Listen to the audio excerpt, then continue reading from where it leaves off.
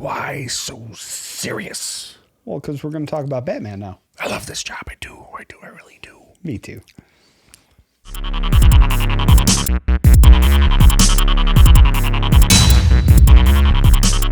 Hello and welcome to the Nerd Card. I'm Phil. I'm Chuck. And today we're going to be taking a look at The Dark Knight, which is really the blueprint for everything that's come after that. Yep. We want to jump into it by really highlighting the performance of Heath Ledger in this movie. Yeah, I mean, Heath Ledger is the definitive Joker in my book. His performance was unbelievable. And, you know, I've said a few times in different episodes, if you watch our episodes before, and if you haven't, well, hi, welcome. Yeah. Hopefully you like this one. And if you have, you've heard me say, I wasn't excited about it. I didn't go see The Dark Knight in the movie theater because Heath Ledger was cast as a Joker, and I was expecting it to be terrible. And everybody told me, dude, you gotta see this movie. And I missed it in the theater. I didn't see it until it was at home, and I didn't have a theater go boom then. And he was phenomenal. I mean, absolutely just beyond comprehension. It's such a nuanced performance too. He really went into the heart of the character. So much so that like he's always licking his lips and like because he's playing with the scars inside his mouth. Like it's so nuanced. It's so visceral. He's terrifying. When I look terrifying. At him as the Joker on the screen in The Dark Knight, I don't see Heath Ledger. I never have. At all. Neither have I. Yeah. I've only ever seen the Joker. Yep.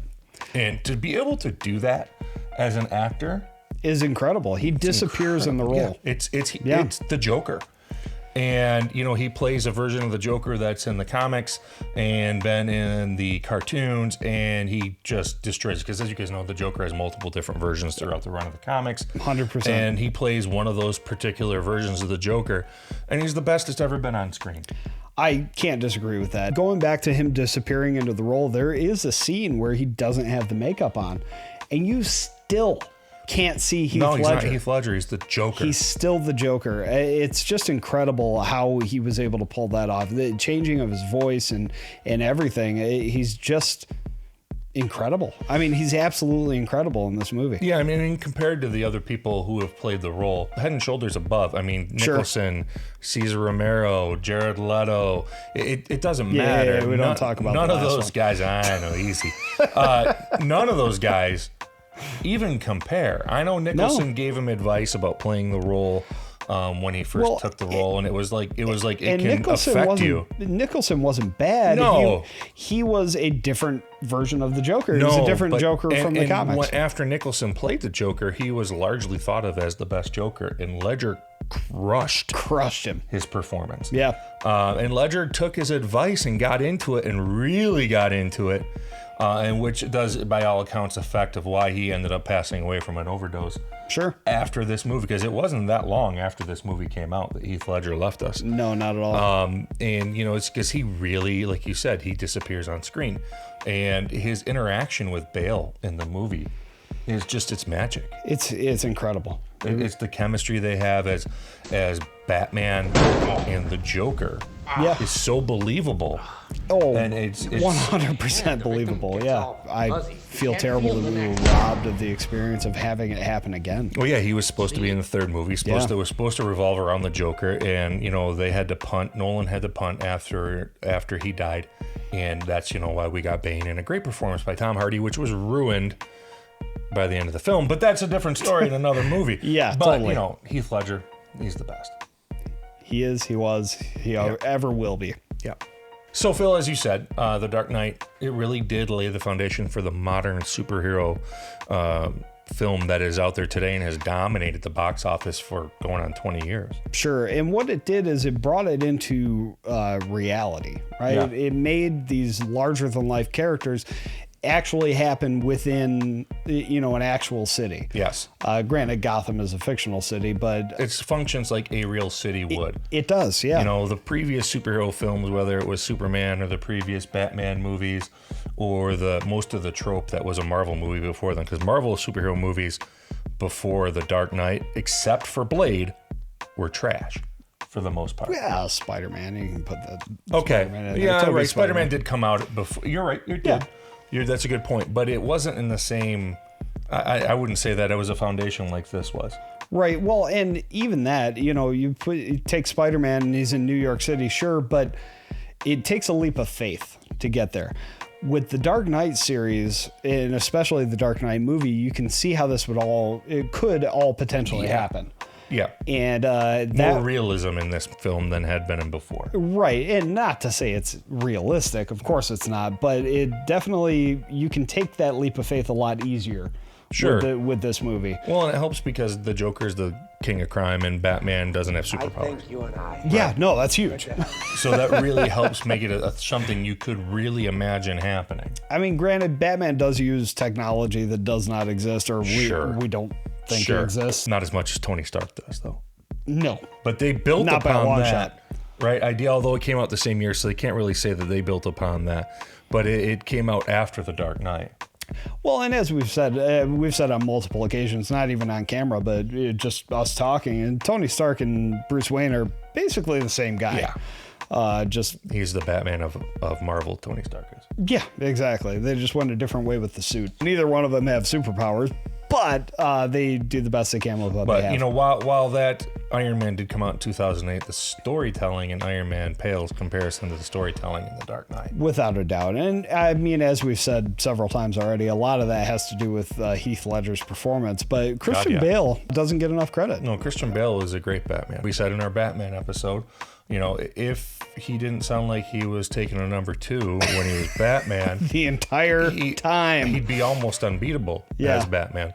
But because he's so over-exaggerated, the voice, that takes away something from it. Well, if they had done something where that's built into the suit as a voice changer and he's not pursing his lips and over-exaggerating, it could have been a lot better. But obviously Nolan didn't feel that was the way to go. No. He could have been the best Batman ever without that. Yeah. The movie is incredible. It laid the foundation for modern superhero movies and made them more viable. Heck, this was an Oscar winner, wasn't it? I don't know. Well, Heath Ledger won one for it. Posthumously, I think. Yes, posthumously.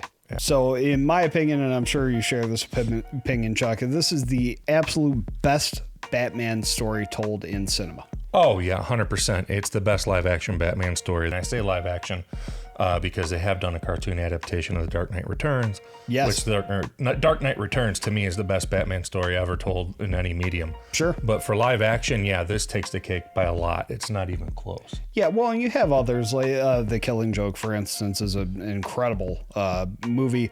But again, live action, what's your competition? You have Batman 1989, you have the 1966 Adam West Batman, and then you have Batfleck.